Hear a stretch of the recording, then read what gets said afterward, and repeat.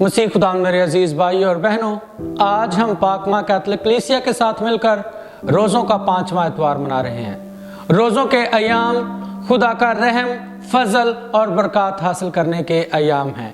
ये अयाम हमारी रहनुमाई करते हैं कि खुदा नहायत रहीम और मेहरबान और अपने वादों का सच्चा खुदा है। वो हमसे प्यार करता है और हम में से किसी एक की भी हलाकत नहीं चाहता, बल्कि वो इस बात का ख़्वाह है कि हर इंसान अपनी बुरी रविशों से, अपने गुनाहों से सच्ची तौबा करे और खुदा की तरफ रजू लाए। हाज़रीन मोहतरम, आज की तीनों तलावतों का जो मरकजी नुक्ता है वो है अहद। अहद कलाम मुकद्दस का अहम तरीन मौजू है। ये खुदा का बेहतरीन अमली कदम है जो इंसानों के साथ उसके प्यार, उसके रहम और शफकत का आईनादार है। जब हम बाइबल मुकद्दस का बगौर मुतालिया करते हैं और बिलखुसूस पुराने अहद नामे पर ध्यानो ज्ञान करते हैं तो पता चलता है कि खुदा मुख्तलिफ वक्तों में, मुख्तलिफ ज़मानों में अपने लोगों के साथ अहद बांधता आया है। और अहद की इलाहियात हम पर वाज़े करती हैं कि अहद खुदा और उसके चुनिंदा लोगों के दरमियान गहरे ताल्लुक और रिश्ते की अक्कासी करता है। ये खुदा की उसके लोगों के लिए मोहब्बत और फिक्रमंदी को जाहिर करता है। आज की पहली तिलावत में इर्मिया नबी इसराइल और यहूदा के घराने के साथ नए अहद की बात करता है। नए अहद का ऐलान करके इर्मिया नबी हमें याद दिलाता है कि खुदा खुद हमारी रहनुमाई करेगा और हमें सीधी राहों पर लाएगा ताकि हम भटक ना जाएं, उसकी राहों से गुमराह ना हो जाएं। अजीज मोमिनीन, जब हम नए अहद की बात सुनते हैं तो हमारे जहनों में फौरन ये सवाल आता है कि अगर नए अहद की बात हो रही है तो ज़रूर यकीनन कोई पुराना अहद भी होगा।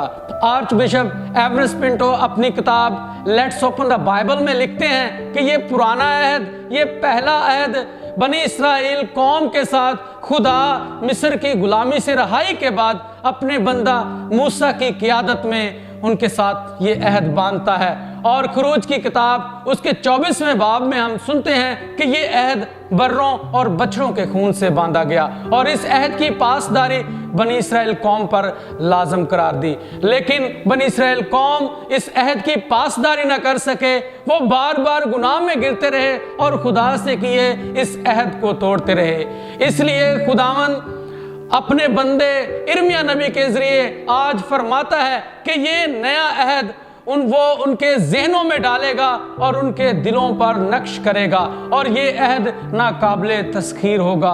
क्यों ये अहद नाकाबिले तस्खीर होगा? क्यों ये अहद फिर कभी ना टूटेगा?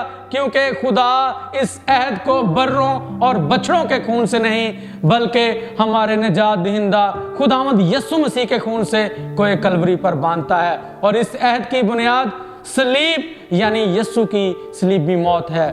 मेरे अजीजों, सलीब का रास्ता ही दरअसल एक मसीही का रास्ता है।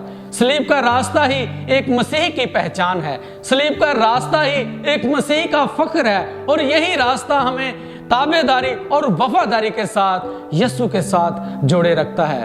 इब्रानियों के नाम खत का मुसन्नफ हमारी रहनुमाई करता है कि खुदावंद यीशु मसीह ने अज़ियतों, आज़माइशों और दुख उठा कर यहाँ तक कि अपनी जान का फिदिया देकर इस अहद की ताबेदारी के साथ पासदारी की। जैसा कि मैंने अर्ज किया कि अहद खुदा और उसके लोगों के दरमियान गहरे ताल्लुक और रिश्ते की अक्कासी करता है और इसी ताल्लुक और रिश्ते को बरकरार रखने के लिए इस्तवार करने की गरज से खुदावंद यीशु आज की इंजील मुकद्दस में हमारी रोज़मर्रा ज़िंदगी में से एक उम्दा मिसाल देता है कि जब तक गेहूं का दाना ज़मीन में गिरकर मर नहीं जाता, अकेला रहता है और जब मर जाता है तो बहुत सा फल लाता है। इस तमसील के ज़रिए खुदावंद यीशु मसीह अपनी मौत और जी उठने के मुतालिक हमें आगाह करते हैं कि उसकी मौत सारी कौमों के लिए खुशी की नवीद लाएगी। उसकी मौत सारी दुनिया के इंसानों के लिए निजात बख्श होगी।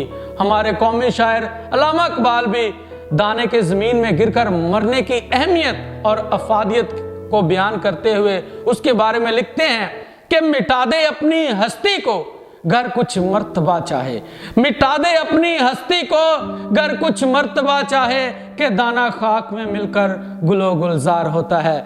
मेरे अजीजों, यीशु की मौत बिलाशुबा दूसरों के लिए जिंदगी और निजात की राह हमवार करती है, लेकिन सवाल ये पैदा होता है, क्या मैं गेहूं के दाने की मानद खुद को कुर्बान करने के लिए तैयार हूं?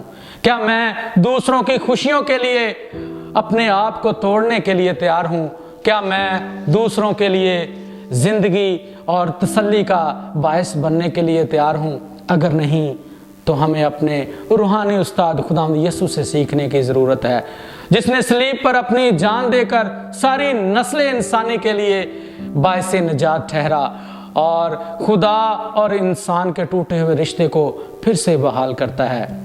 आए मेरे अजीज़ों, रोज़ों के इन बाबरकत और मुकद्दस अयाम में यीशु के साथ वफादार रहकर नफ्स कशी करें और अपनी सलीबों को उठाते हुए यीशु के साथ अपने ईमानी सफ़र को जारी रखें। मसीह हमारे खुदावंद के वसीले से आमीन।